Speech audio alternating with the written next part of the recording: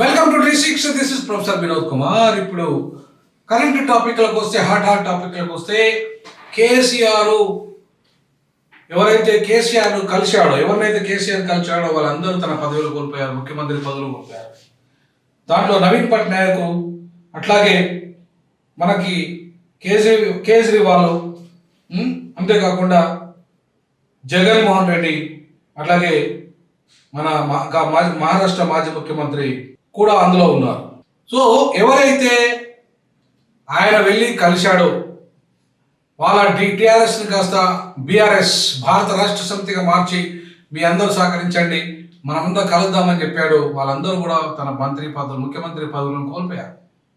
ఎట్లయితే కవితమ్మ liquor scam వల్ల ఇవాళ మొత్తం కేజ్రీ కొంప మునిగిందో, ఢిల్లీలో అధికార పీఠానికి దూరమైండు, అట్లనే ఇవాళ కేసీఆర్ కలిసిన ప్రతి ఒక్కరు కూడా ముఖ్యమంత్రి పదవులు కోల్పోయారు. ఆయన జగన్మోహన్ రెడ్డిని మొదలుకుంటే, ఆయన ఇవాళ ఎవరైతే మహారాష్ట్ర మాజీ ముఖ్యమంత్రి, ఆయన పేరు ఠాక్రే ఉన్నాడు కదా, ఆ ఠాక్రే, అంతేకాకుండా ఇవాళ మిగతా ఇంతకుముందు నేను చెప్పిన వాళ్ళందరూ కూడా తన యొక్క ముఖ్యమంత్రి పదవిని కోల్పోయారు, నవీన్ పట్నాయక్తో సహా. ఎందుకు జరిగింది ఈ పరిణామం? తను స్వయంగా ముఖ్యమంత్రి పదవిని కోల్పోయాడు. కేసీఆర్ టీఆర్ఎస్ అనే అస్తిత్వాన్ని దెబ్బకొట్టాడు, తెలంగాణ ప్రయోజనాలను దెబ్బకొట్టాడు, తెలంగాణ ప్రజలను వంచాడు, తెలంగాణ ప్రజలను నిండా ముంచాడు. లక్షల కోట్ల రూపాయలకు ఎదిగాడు తన కుటుంబము. ఇవాళ తన కుటుంబము బూర్జ్ ఖలీఫా, కవితమ్మ పోయి బూర్జ్ ఖలీఫాలో బంగ్లాలు కొనేంత స్థాయికి ఎదిగిందంటే, ఇవాళ అత్యంతంగా ప్రపంచంలో ఇవాళ చీటింగ్ చేసి ధరణి పేరు మీద లక్షల కోట్ల రూపాయలు సంపాదించిన చరిత్ర ఎవరిదంటే మిస్టర్ కేసీఆర్ది. మిస్టర్ కేసీఆర్ ఏదైతే చీటర్గా మారాడో, ఈ రాజకీయ తెలంగాణ సమాజాన్ని చీట్ చేశాడో, ఈ తెలంగాణ ప్రజల యొక్క లక్షల కోట్ల సంపదను దోపిడీ చేశాడో, ఈ తెలంగాణ ప్రజలకు రావాల్సిన 93% ప్రజలకు రావాల్సిన వాటాను కొట్టేశాడో, తన కుటుంబాన్ని కాపాడుకున్నాడు, తన కుటుంబానికి లక్షల కోట్లు సంపాదించాడు, తన కుటుంబానికి స్కామ్ల పేరు మీద భూములు, ఫార్మా రంగము, అన్ని రంగాల్లో ఇవాళ వాటా లభించని రంగం అంటూ లేదు. అన్ని రంగాల్లో పూర్తి స్థాయిలో వాటా కొట్టేసి ఇవాళ లక్షల కోట్లకు ఎదిగిన కేసీఆర్ ఏం ఎత్తుకపోతాడు రేపు? ఏం తీసుకుపోతాడు రేపు? ఎవరైనా లక్షల కోట్ల రూపాయలు సంపాదించడం ఎవరు కూడా పట్టుకుపోయారు ప్రపంచంలో. కానీ నిన్ను నమ్ముకున్న కోట్లాది మంది ప్రజల యొక్క నమ్మకాన్ని మాత్రం వమ్ము చేసిన కేసీఆర్ నిన్ను ఇంటికి నిన్ను ఫామ్ హౌస్కే పరిమితం చేశాను. భవిష్యత్తులో నువ్వు మళ్ళీ ముఖ్యమంత్రి అయ్యే స్కోపే లేదు తెలంగాణలో. అంతటికి దిగజారిపోయింది నీ పరిపాలన. ఏ తెలంగాణ సమాజం నీ నుండి ఆశించిందో, నువ్వు ఏ ఆంధ్ర వాళ్ళ పెట్టుబడిదారులకు కానీ, లేదా ఆంధ్ర సినిమా ఇండస్ట్రీ కానీ, నీ వల్ల ఎవరు కూడా బయటకు పోలేదు. ఎవరికి మన తెలంగాణ సినిమా ఇండస్ట్రీని నువ్వు బాగు చేయలే, మన తెలంగాణ కాంట్రాక్టర్లను బాగు చేయలే, మన తెలంగాణ విద్యను బాగు చేయలే, మన తెలంగాణ విశ్వవిద్యాలయాన్ని బాగు చేయలే, మన తెలంగాణ విద్యార్థుల నిరుద్యోగ సమస్యలు తీర్చలే, మన తెలంగాణ దళితుల సమస్యలు తీర్చలే, తెలంగాణ బీసీల సమస్యలు తీర్చలే, తెలంగాణ మైనార్టీల సమస్యలు తీర్చలే. అన్ని వర్గాలను దగా చేసిన చరిత్ర కేసీఆర్ది 10 ఏళ్లలో. ఆయన ఎంతైతే నమ్ముకొని వచ్చిరో ప్రజలను అంత బొమ్ము చేసిన చరిత్ర హీనుడుగా మిగిలిపోయాడు కేసీఆర్. సో అందుకే చరిత్రహీనుడిగా తాను మిగిలినవే కాకుండా తనను కలిసిన వాళ్ళందరినీ చరిత్రహీనులను చేశాడు. ఇవాళ తనను ఎవరైతే కలిశారో పాపం నవీన్ పట్నాయక్, ఆయన బీజేపీతో కలిసి బీజేపీతో అంటకాగి, బీజేపీతో ఎప్పుడైతే అంటకాగాడు తాను తన అస్తిత్వాన్ని కోల్పోయాడు. బీజేపీ అధికారంలోకి వచ్చింది అక్కడ. ఇవాళ తన రాష్ట్రంలో కూడా అధికారాన్ని, ముఖ్యమంత్రి పదవిని కోల్పోయాడు. చివరికి కేంద్రంలో కూడా ఇవాళ భాగస్వామిగా లేకుండా పోయాడు. ఎన్డీఏలో భాగస్వామిగా ఉండాల్సిన కీలక భాగస్వామి అయిన ఆయన ఇలా చంద్రబాబు ఆ స్థానాన్ని ఆక్రమించాడు. చంద్రబాబు కూడా రేపు కొల్లేరు కాగుతుంది. బీజేపీతో ఎవరైతే కాగుతారో వాళ్ళు కాంగ్రెస్తో అంటగాగిన ప్రాంతీయ పార్టీలు కానీ, బీజేపీతో అంటగాగిన ప్రాంతీయ పార్టీలు కానీ ఖచ్చితంగా కొలాప్స్ అవుతారనేది చరిత్ర నిదర్శనం. సో కాబట్టి ఇవాళ బీజేపీ, కాంగ్రెస్ ప్రాంతీయ పార్టీలను కొంపలు కొల్లేరు చేస్తాయనడానికి ఇవాళ కేజ్రీవాల్ కొంప కొల్లేరు చేసిన చరిత్ర కాంగ్రెస్.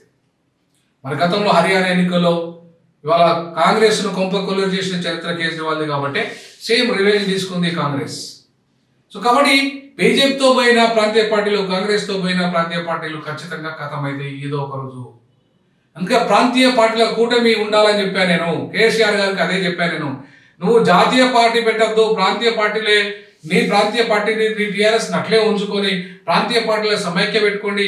మొత్తం దేశంలో ఒక నేషనల్ ఫ్రంట్ ఎట్లయితే ఎన్టీ రామారావు ఏర్పాటు చేశాడో ప్రాంతీయ ఫ్రంట్ కూటమి ఏర్పాటు చేసి మీరు దానికి చైర్మన్గా ఉండి ఇవాళ దేశ రాజకీయాలను శాసించండి అని నేను చెప్తే నా ప్రతిపాదనను తుంగలో దొక్కి నేను మొత్తం ఒక జాతీయ పార్టీగా అవతారం ఎత్తి ఇలా రాష్ట్రంలో కూడా అధికారాన్ని కోల్పోయాడు. కారణం ఏంటంటే తన అవినీతి, తన అహంకారం, తన కుటుంబ పాలన, తన యొక్క దుష్ట పాలనను అంతమొందించిన చరిత్ర ఇవాళ విద్యావంతులైన వాళ్ళది, ముఖ్యంగా నిరుద్యోగులది.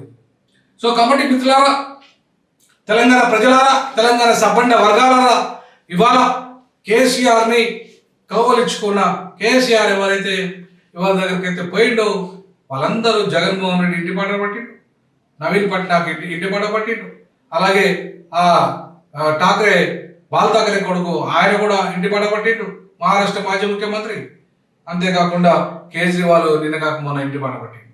సో ఆయన ఎవరినైతే కలిసాడో వాళ్ళందరూ ఇంటి పాట పెట్టారు, ఎక్సెప్ట్ నాకు తెలిసి స్టాలిన్ అనుకుంటా. స్టాలిన్ మరి కలిసాడో లేదు నాకు అంత గుర్తున్నట్టుగా లేదు. బట్ ఏది ఏమైనప్పటికీ కూడా కేసీఆర్ తన బిడ్డ కవిత ఎవరికైతే లింకులు పెట్టుకున్నారో వాళ్ళందరూ ఓడిపోవడం జరిగింది. ఇవాళ బుద్ధి చెప్పారు. ఇవాళ దేశవ్యాప్తంగా కేసీఆర్ కలిసిన వాళ్ళని కానీ కేసీఆర్ బిడ్డ కవిత లింకులు పెట్టుకున్న వాళ్ళు కానీ వాళ్ళంతా ఖతం అయిపోయారు. ఎందుకంటే అవినీతి పంకలం, అవినీతి అనే జాడ్యం వాళ్ళని వెంటాడింది. అవినీతి పరిపాలన వాళ్ళు చేశారు. కాబట్టి ఈ అవినీతి రహిత సమాజ నిర్మాణం కోసం D6 అండ్ D జాబ్ పనిచేస్తుంది. మెరుగైన సమాజం కోసం D6 పనిచేస్తుంది. అవినీతి రహిత సమాజం కోసం D6 పనిచేస్తుంది, D జాబ్ పనిచేస్తుంది. అవినీతి రాజకీయాలను అంతం చేయడమే D జాబ్ లక్ష్యం. సో అందుకే త్వరలోనే పూర్తిగా GHMC పరిధిలో అవినీతి రహిత పరిపాలన, పేద ప్రజల రక్షణ, పేద ప్రజలకు హక్కుల సాధన, ఆత్మగౌరవం కోసం త్వరలోనే D జాబ్ యాత్ర చేయబోతున్నది. ఆ దిశగా అడుగులు వేయబోతున్నది. ఖచ్చితంగా ఇవాళ మనం గమనించాల్సింది ఏంటంటే కేసీఆర్ ఎవరైతే కేసీఆర్ను కలిశారో లేదా ఆయనను కలిశారో, ఎవరైతే కేసీఆర్ను నమ్మారో వాళ్ళంతా అమ్మైపోయినరు, వాళ్ళు అధికారాన్ని కోల్పోయినరు. కేసీఆర్ అవినీతి పంకిలం వాళ్ళకు కూడా పాకిపోయింది. సో అవినీతి రహిత ప్రజాపాలనను కోరుకుంటున్నారు. ప్రధాని ఇవాళ అవినీతికి పంకిలంకు దిశగా దూరంగా ఉన్నాడు కాబట్టి ఇవాళ ఆయన మద్దతుతో పార్టీ అయినా సరే అవినీతికి దూరంగా ఉండి సామాజిక న్యాయానికి, సంక్షేమానికి పెద్ద పీట వేశాడు. కాబట్టి బీజేపీ అనేక రాష్ట్రాల్లో గెలిచింది. దేశ ప్రధానమంత్రిగా ఆయన 3వసారి గెలిచాడు. ప్రజలు ఆయన విశ్వాసాన్ని కలిగి పొందారు.